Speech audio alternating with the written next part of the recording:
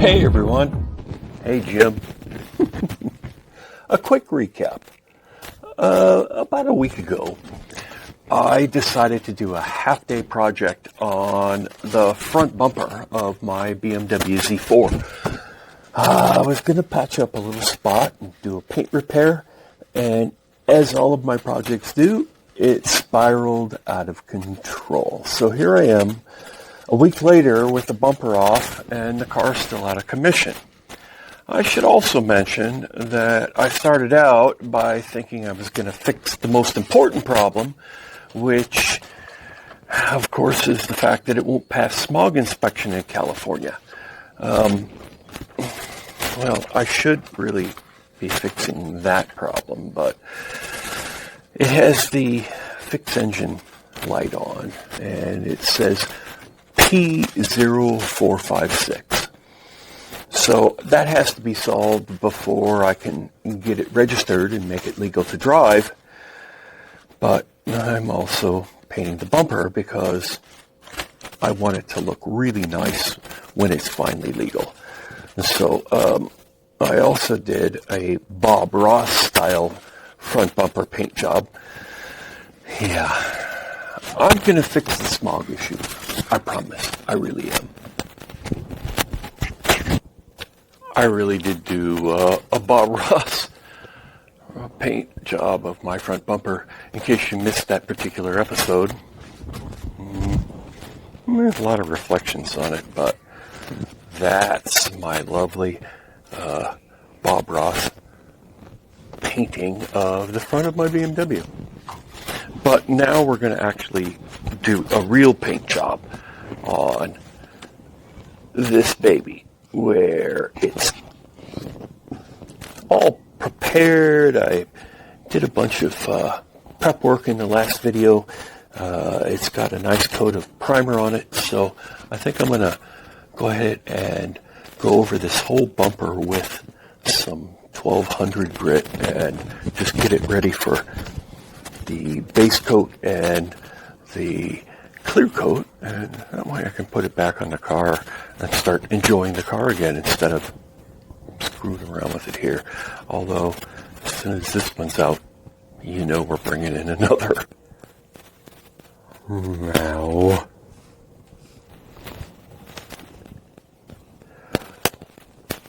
hey there!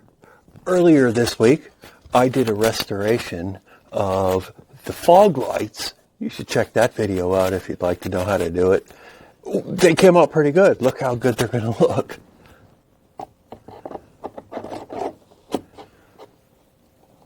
And then the next thing I have to ask is, do I really want to repaint this little guy that goes over there?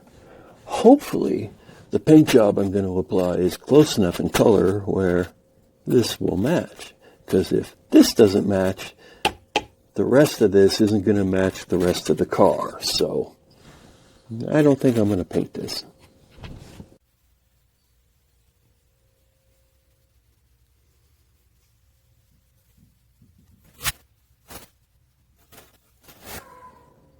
I got to tell you, it looks pretty good from out here. I'm going to go ahead and prepare the rest of the exterior of the bumper with some 800 grit where I primed it, and then I'm going to go over the rest of it with 1200 grit, and hopefully I won't have to do any more primer work, but I won't know until I actually do the work. So, hello time lapse.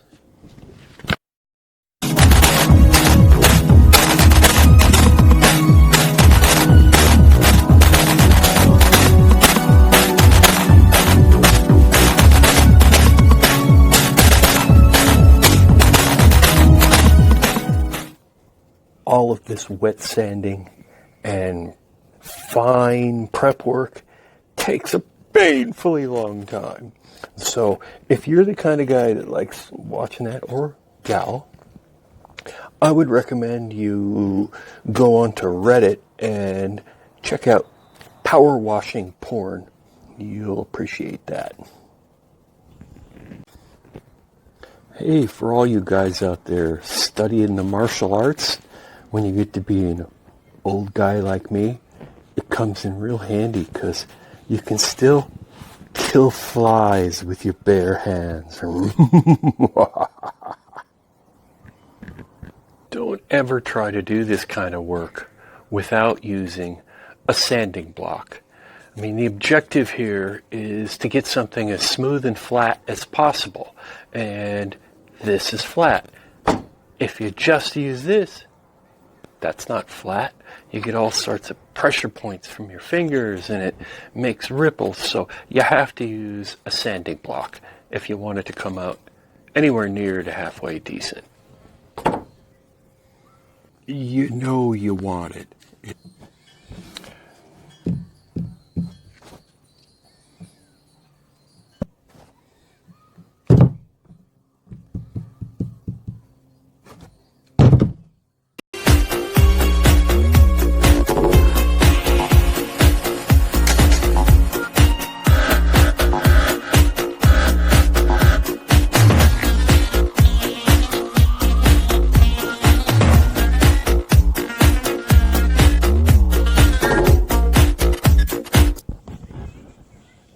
Damn, that shit takes a long time. Now I'm going to switch over to 1200 grit and go over the whole thing. And if it looks good after the 1200 grit, I'm probably not going to stop again. I'm going to go ahead and dry everything and then start to attempt to apply the silver base coat. So hopefully it'll just be all time lapse. If I stop again, there's a problem.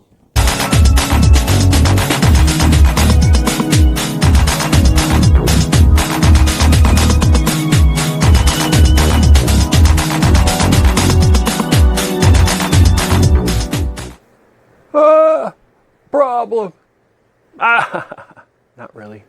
If you were paying attention, you probably heard me earlier say you shouldn't use your hand when sanding, and then I went right at that bumper with my bare hand and a piece of 1200, and it's really at this stage it's such a fine sandpaper that when I'm going across it with my bare hand, my hand can actually follow the contours a little bit better, and then I can also feel if there is any sort of flaw or anything weird going on. I can feel it with my hand. And at this stage, when you're going such light with such light sandpaper, it's really not a bad idea to use your hand. It's actually a good idea to use your hand. So, back to it. In the next clip, if you look real close, you can see a fly right on the edge of the chin of the bumper, and then I grab it.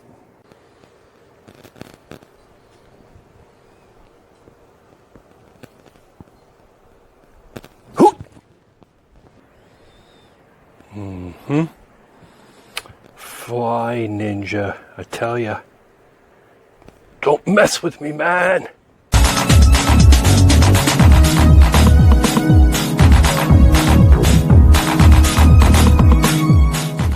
Well, now it's going to just be clean, clean, clean. I'm going to use the wax and grease remover and go over the whole thing one more time before we approach any sort of paint application.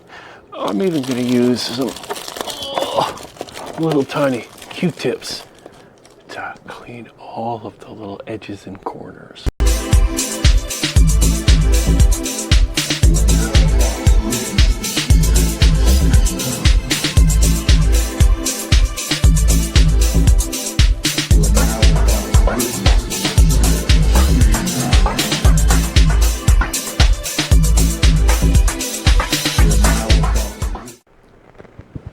The base coat is done. Well, at least I think it's done. We'll have to see how it looks tomorrow, but it looks pretty good right now. I think maybe tomorrow when we clean this up just a little bit and then put on our beautiful two-part clear coat, it's gonna look pretty good. And usually, like I usually say around here, as long as it's better than it was, I'm going to call it a win. And this already looks so much better than it was. So, hey, thanks for watching. See you next time. Hi, Jim.